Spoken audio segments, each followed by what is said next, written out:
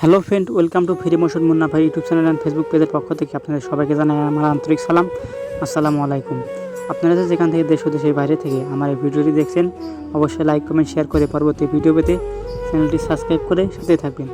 তো right now আজকের ভিডিওটা খুব স্পেশাল হতে চলেছে, কারণ আমার বাবা আমাকে কতটুকু ভালোবাসে এই ভিডিওতে তার প্রমাণ। ঈদের আগে আমার বাবার থেকে আমি ঈদের কেনাকাটার জন্য কিছু টাকা চাই। আমার বাবা বললো যে আমি দিতে পারবো না, আমার এখন কাজকর্ম নাই, আমার কাছে এখন টাকা নাই, আর বর্তমান শাকসবজিও কোনো কিছু বেচার নাই যে বেশি তোকে টাকা দেবো।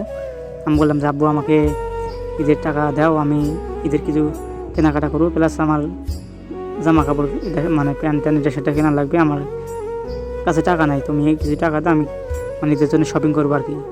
আমার বাবা বললো যে আমি মোটিয়ান দিতে পারবো না, তুই কোনো একটা কাজ করে তুই নেগা।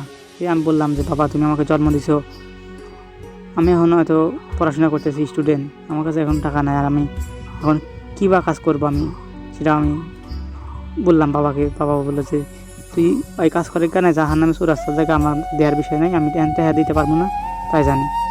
আমি বললাম যে টাকা দিতে পারবে না, তাহলে আমি এখন কী করবো, আমার তো ঈদের কেনাকাটা করতে হবে। পরে আমার বাবা বললো যে তুই রাজমিস্ত্রির কাজে যা, আমি রাজমিস্ত্রি কাজ তোকে ধরিয়ে দিই। আমি বললাম যে না, আমি রাজমিস্ত্রি কাজ করতে পারবো না, আমি ওগুলো করি নাই, কখনো করবো না। এগুলো বলার পরে আমি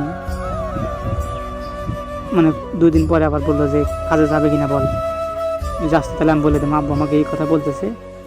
বললাম যে আচ্ছা আমার কেনাকাটা করতে হবে, আমার কিছু কেনাকাটা করতে হবে, সেজন্য আমি বললাম যে আচ্ছা ঠিক আছে তাহলে আমি যাবো না। আব্বু বললাম যে আব্বু আমাকে কত টাকা করে মানে দিন দিবে আর কি।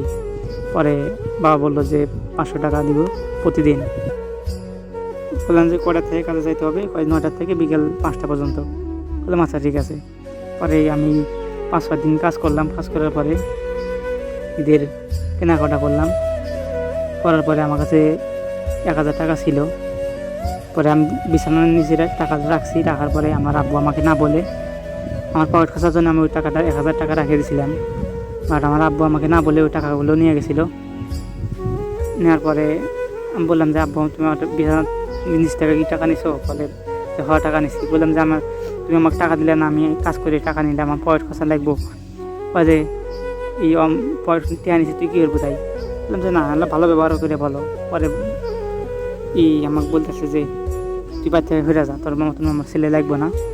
পরে আমি কী করবো, আমি ঘরের ভিতরে যা কান্না করতেছি, কান্না করার পরে আম্মু আমাকে কিছু বলতেছে না। আব্বু আমার আম্মুকে অনেক বকা দিয়েছে যে তুই দুলার সাথে কোনো কথা কস।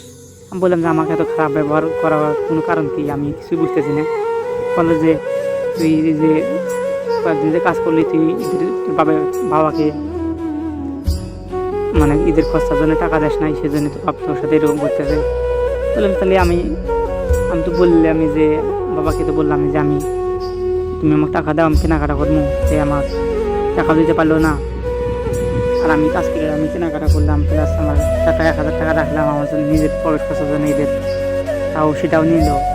তাহলে আমি আর জানলে কাজই করলে মানে না। আর যেহেতু আমার টাকাই মানে আমার বাবা হলো আমার থেকে আমার টাকাই বেশি ভালোবাসে, আমার টাকা যদি দিই আমার আমাকে খুব ভালোবাসে, টাকা দিতে না পারলে আমাকে ভালোবাসে না, সেটাই হলো আমার বাবা। আমি আমার বাড়ি থেকে চলে আসার পরে আমার বাবাকে আমার বাবা আমার কাছে ফোন দিতেছে, আমি ধরতেছি না, বাট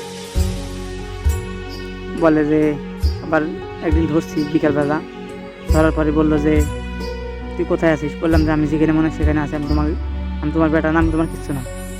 বলে যে আচ্ছা ঠিক আছে, তোর মতন তুই থাক, আমার মতন আমি থাকি।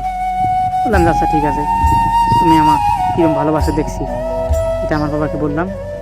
বলার পরে মানে ঈদের দিন আমাকে ফোন দিতেছে যে তুই বাড়িতে আই, ঈদ আসতেছে, ঈদের দিন বাড়িতে আসবো, যেখানে থাকো বাড়িতে আসবি। পরে বললাম যে আমি যেতে পারবো না, আমি অনেক দূরে আছি।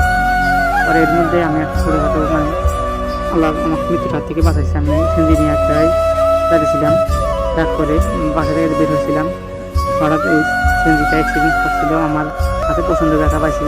পরে আব্বুর থেকে টাকা চাইছি, আব্বু আমাকে টাকা দাও, আব্বু আমাকে দেয় নাই। এটাই হলো আমাদের বাস্তব জীবন। সবাই ভালো থাকবেন, আল্লাহ হাফেজ। মুন্না ভিলেজ ইউটিউব চ্যানেলটি সাবস্ক্রাইব করবেন, ভালো থাকবেন।